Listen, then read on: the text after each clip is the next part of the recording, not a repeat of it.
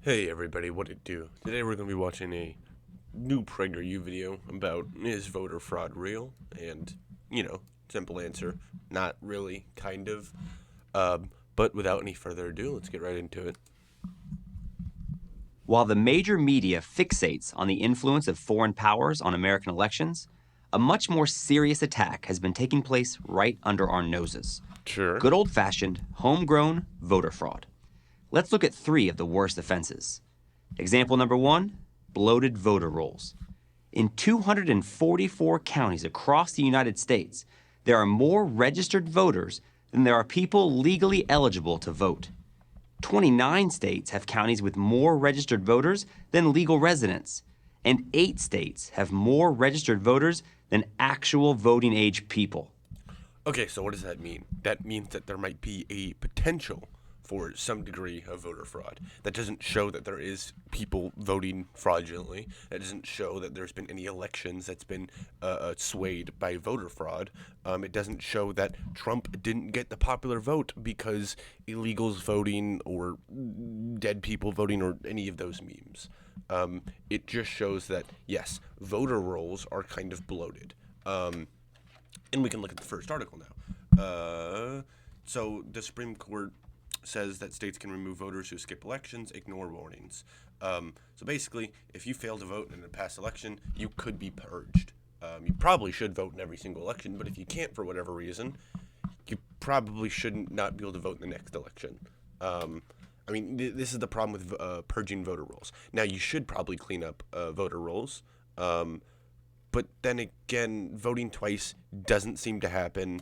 Illegals voting on the national election doesn't seem to happen. These are all just conspiracy theories. These are all just things that are made up. Causation does not equal correlation, pretty much. When the Supreme Court upheld Ohio's efforts to clean up its own voter rolls in 2018, the majority opinion cited Pew Center statistics. 24 million voter registrations in the United States are either invalid or significantly inaccurate. And nearly 3 million people are believed to be registered to vote in more than one state. It's actually 2.4 million, I believe, and it's probably less than now because, yes, states have actively been trying to clean up the voter rolls. Now, we could take a look in what happened in Georgia in the governor's race. Stacey Abrams versus whoever his name is, he actively purged a lot of people from voting in that election, which potentially might have swayed the election against Stacey Abrams. And that's an example of the purging voter rolls that can actually be at the detriment to a certain party or a certain group of people or just democracy in general. But once again, if you're just because 2.4 million people are believed to be registered to vote in more than one state, in 2014 when this study was done, that doesn't mean that they're voting in multiple states. Listen, if you live in, let's say, Pennsylvania, and you're also registered to vote in West Virginia, sure. Are you really going to drive all the way from Pennsylvania to West Virginia just to vote twice? No, because that wouldn't do anything. So this doesn't make sense. This claim doesn't make any logical sense whatsoever. These numbers have a shocking implication. It's very easy to exploit our voting system. No, not with the individual, not for the random schmuck like me or you who just votes. We pretty much have no say over the election individually. Like collectively, if we got 100,000 people to go vote twice, maybe, but then that would be very clear. You'd get found out pretty easily. So is it very easy to exploit our voting system? Sure, but not in any of the ways that he's going to talk about in this video. But you know what? Let's just continue. Maybe he does raise some decent points eventually. During an undercover investigation, New York City detectives made 63 attempts to cast illegal ballots based on flawed voter rolls. They were successful 61 times. Similar investigations in other cities and other states produced the same dismal results. I would love if you just cited the study that you're quoting or citing or whatever. Like a link in the description would be real nice. because then I would be able to actually look into it. But regardless, sure, this might be true. It might be really easy to vote twice, but that's because there's not really a good reason for you to vote twice.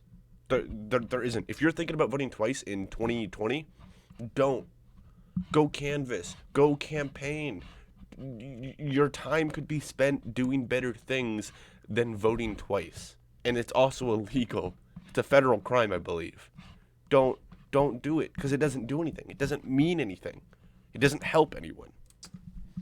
But phony voters on the rolls is just one threat to election integrity. Here's example number 2. Okay. Ballot harvesting. In 2016, the state of California, one of the states with more registered voters than citizens, Cause like this doesn't mean anything. became the first state to legalize the practice of ballot solicitation.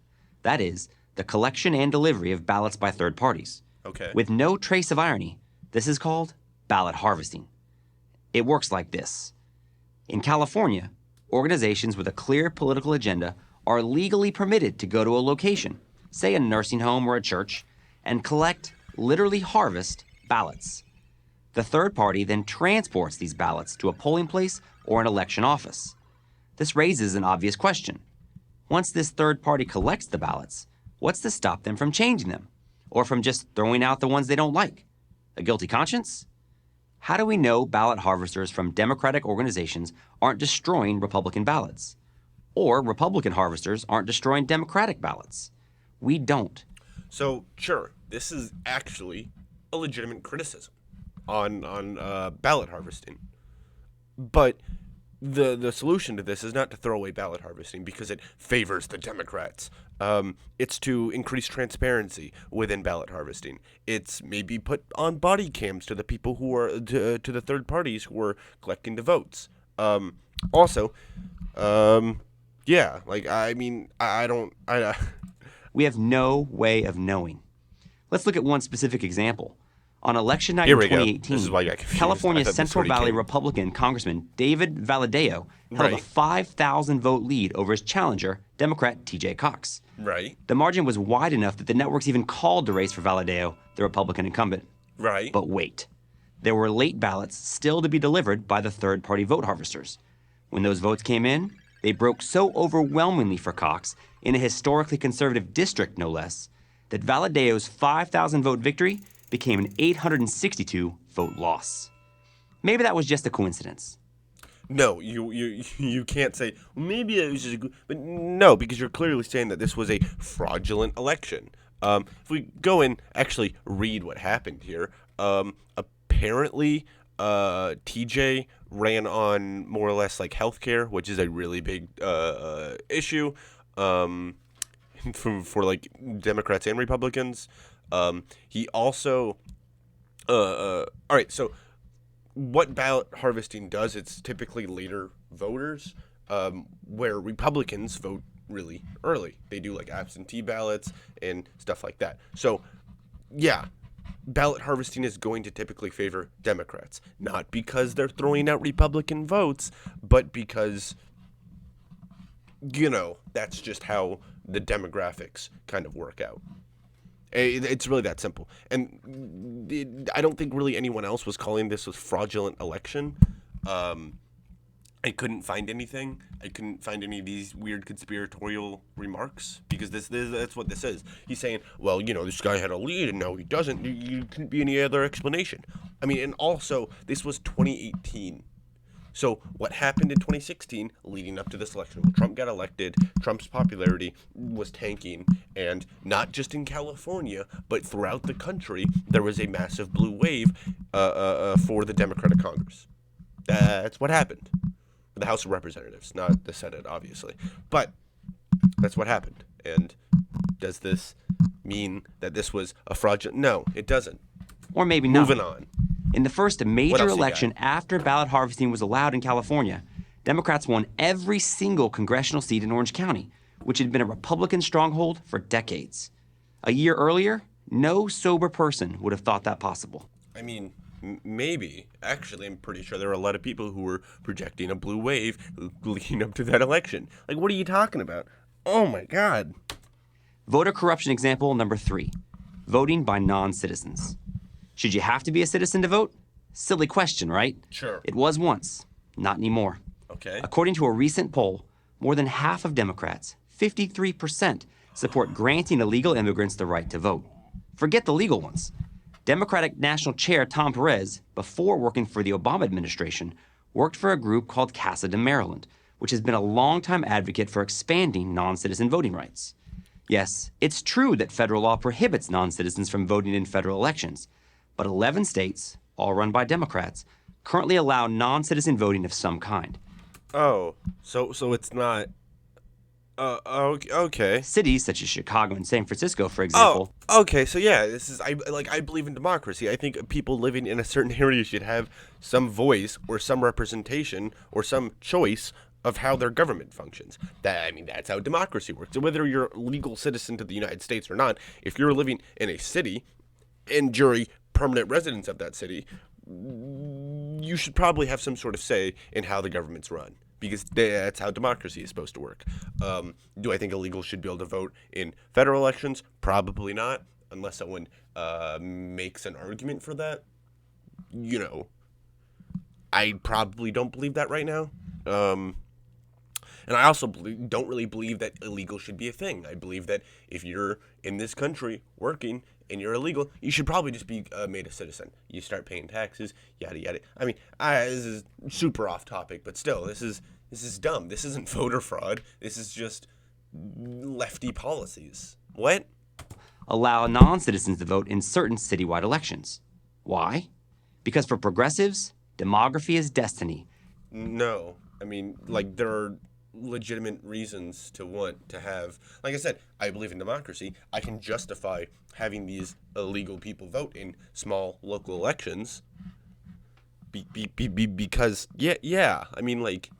this isn't just trying to get an advantage. This isn't how politics is supposed to work. I can justify all of my most of my political beliefs without just being, I want the left to win. And many see illegal immigrants as future voters. So There you have it. Yeah, maybe if the Republican Party wasn't so anti-immigration, you would be able to get some brown voters too. It's not hard. You just need to stop foaming for the wall. That'd be a good first step. 3 different ways to tamper with the vote: bloated voter rolls, ballot harvesting, voting by non-citizens. So really only one of those were an actual example of ways you could potentially tamper with the vote. Bloated voter rolls is just a problem that we have, and the solution is something that we need to be very cautious of, because the solution can cause a lot more harm than bloated voter rolls. Ballot harvesting, sure, a potential corruptible way of collecting votes. But there are solutions to it. You don't just throw ballot harvesting out. Like I said, you could do body cameras on the people collecting the votes.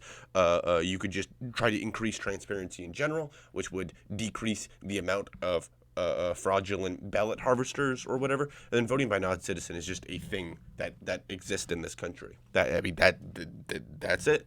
It's not fraudulent voting. It's not voter fraud. It's just local elections. Non-citizens can vote in city council members. These are just 3 ways in which the left creates a clear advantage for itself on election day. No.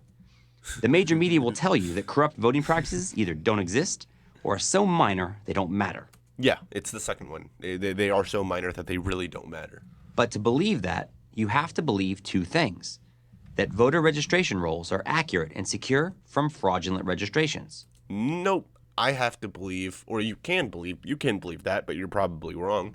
What I believe is that, yes, voter registrations are a little bloated, a lot bloated in some regards, and that is a problem to some degree. But that doesn't mean that there are people actively using those bloated voter rolls to swing elections, because that doesn't happen. There has been no federal election or statewide election that has been decided on 2 or 3 votes, which is really what we're talking about here, especially with the presidential election. So yeah, this is dumb. The first point is just really dumb. Causation does not equal correlation. And that no one is trying to manipulate the results for political purposes. No, but No, but all of the examples that you talked about were really they were more so individuals. Individuals voting in two elections or voting twice. Illegals voting in local elections in lefty cities. Like you didn't really give any legitimate like gerrymandering is a great example of people trying to manipulate the results for political purposes, but that's not just Democrats. That's Republicans, actually, mainly Republicans, but also, yeah, Democrats do that too. Neither side should. It's bad. But you don't bring that up because you can't spin it as the left is bad. This is what the left is trying. The left doesn't like democracy. Because, yeah, I don't know. Maybe you should talk about the actual real issue, which is gerrymandering more so than bloated voter rolls and illegals voting in local elections. Two very big leaps. Maybe you want to make those leaps because you like the results they produce. But if you care about No. free and fair elections, no matter which party you belong to, you need to pay attention. Or pretty soon, free and fair elections will be a quaint relic of the past. Yep, I agree. You do need to pay attention. You need to pay attention to people like him who are trying to manufacture a problem, people voting illegally, and create solutions that actually cause so much more harm than the problem they're trying to fix. So, if you were to purge voter rolls and purge, let's say, let's say 25% of the people that you purge are actually legitimate voters. Well, then that's 25% of the people who are not actually going to be able to vote now. And the 75% that were non-legitimate voters probably wouldn't have voted because they were dead or they were living in another state now. So this isn't a problem. But when you try to have the solution that actually causes detriment, causes less people to vote, you are actively harming democracy. Democracy flourishes when more people are able to vote, when more people want to vote. That's another thing, is it's disenfranchisement. If it's harder to vote, you are less likely to vote. It's that simple. No foreign government can undermine our democracy. That's not true. They absolutely can. That's a really weird statement. But Americans can. I mean, both can. Yes, we both can influence and corrupt our election system. Russia can, and so can Mitch McConnell or Hillary Clinton or individuals, I guess, to some degree. And some do. I'm Eric Egger, Sure, but investigative reporter for the Government Accountability Institute for Prager University. Okay, so in case you were wondering who this guy is, okay, so Eric Eggers. He just has an IMDb. He's a producer. He's done like 3 things. He has PragerU, which I think is literally just this episode. Michael Knowles as a guest, and then he was a producer on like 2 movies. That's it. This is what this guy is. This is what this guy's known for. And they have him on Prager. Are you running out? Hey, Dennis, hit me up. I'll do a PragerU video. I'll say whatever you want me to say. Just give me like $500, please. That could get me out of like 3 situations right now, Dennis. But anyway, the short answer to is voter fraud real? Kind of, but it's not really a problem.